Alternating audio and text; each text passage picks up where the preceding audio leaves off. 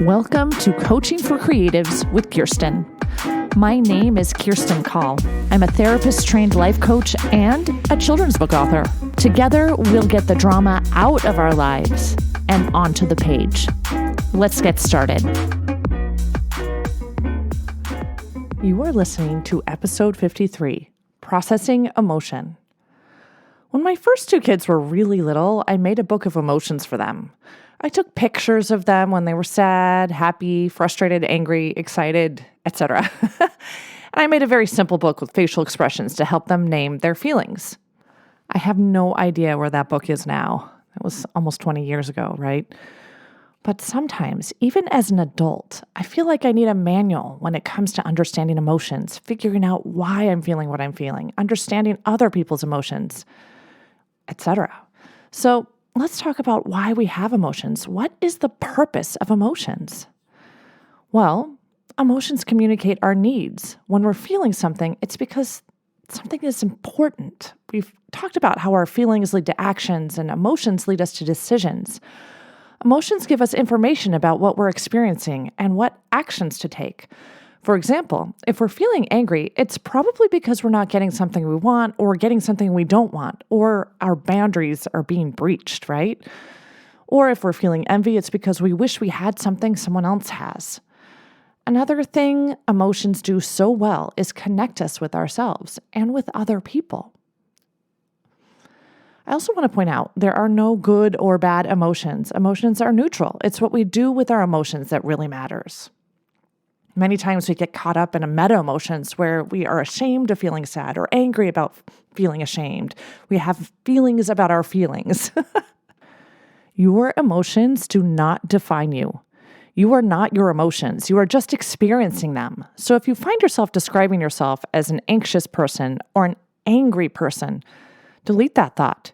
You're not an anxious person. You're feeling anxious. You're not an angry person. You're feeling anger. You're not a coward. You're just feeling fear. The ability to feel your emotions and process them is related to better mental health, better decisions, better memory, and all around general well-being. When we don't allow ourselves to feel our feelings and we resist them, it's like holding a beach ball under the water. You know how it is? Like you try to push it under the water and it's just the feelings won't go away. And eventually that beach ball is going to pop right back up. The more you resist your feelings, the more they persist. Eventually, the feelings will manifest themselves negatively, either physically or emotionally. Not processing emotions leads to unhealthy behaviors also, like lashing out at people, stress eating, etc. So we really do need to process our emotions. It's essential for health. It's also essential for creativity, right? Here are some healthy ways to process your emotions. Number one, first identify the feeling. And sometimes this is pretty hard. You have to stop and think. Name the emotion. Ask yourself, what feelings do I have? What does my body feel like? Where do I feel it? Do I feel it in my stomach, my head, my throat, my chest? What thoughts am I having that might help me understand what I'm feeling? What is this emotion trying to tell me? If this emotion could speak, what would it say? What brought this emotion up? What did I just experience, see, or think before I started feeling this emotion? Am I judging my thoughts or my feelings? Am I having the urge to resist the feelings or run away from them? Why? Number two, once you have identified your feeling, stay with it. This is really tough, right? Tolerating difficult emotions is difficult. But emotions can't kill you. It's interesting how afraid we are of emotions and of feelings. They're just a vibration in our bodies. So name this feeling and then don't reject it. Let's say you're feeling anxiety. Embrace the anxiety. Perhaps even imagine yourself hugging the anxiety and saying something like, "Hello there, anxiety. I see you.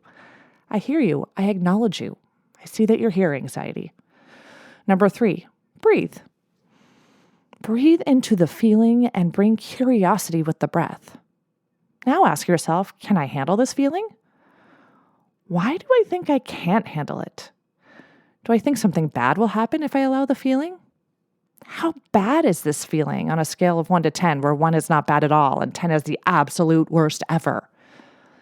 Am I having physical symptoms to go along with my feeling? Like if it were anxiety, we might have heart palpitations or sweaty palms, or we might be breathing fast. And what can I do to tolerate this feeling? How can I feel this feeling in a way that feels more comfortable? Also, it's okay to be uncomfortable.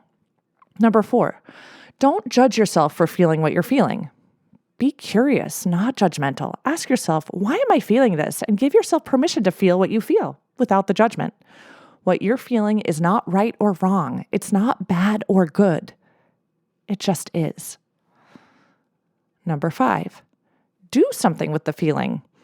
And you get to decide what works best for you. And I think it's really good to just experiment. Perhaps draw a picture of your feeling if you like to draw.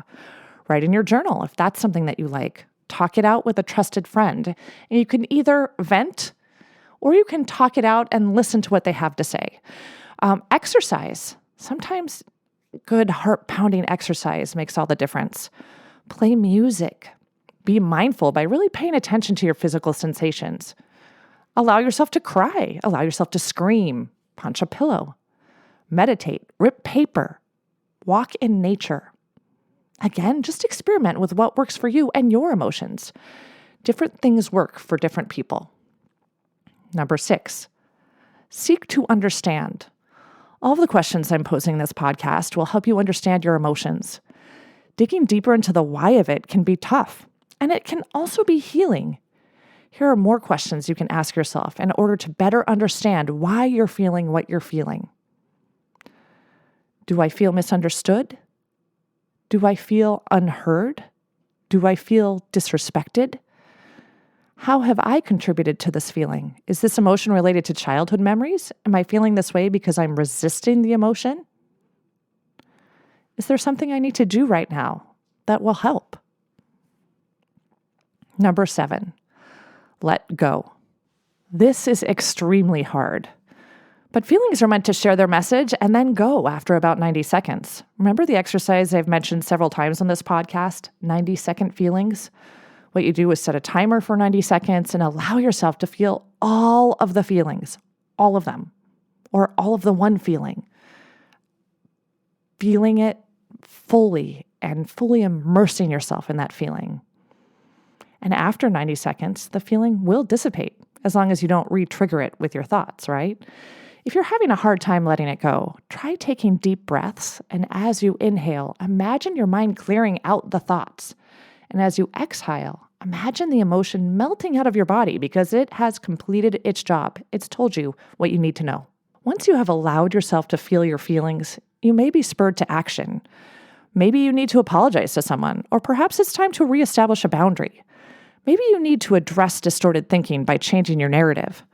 Or maybe all the action you needed to take has been done by just feeling your feelings. So, as you prepare to process your emotions, be dauntless. The only thing you have to fear is fear itself. And that's an emotion well worth processing. Until next time, keep smiling.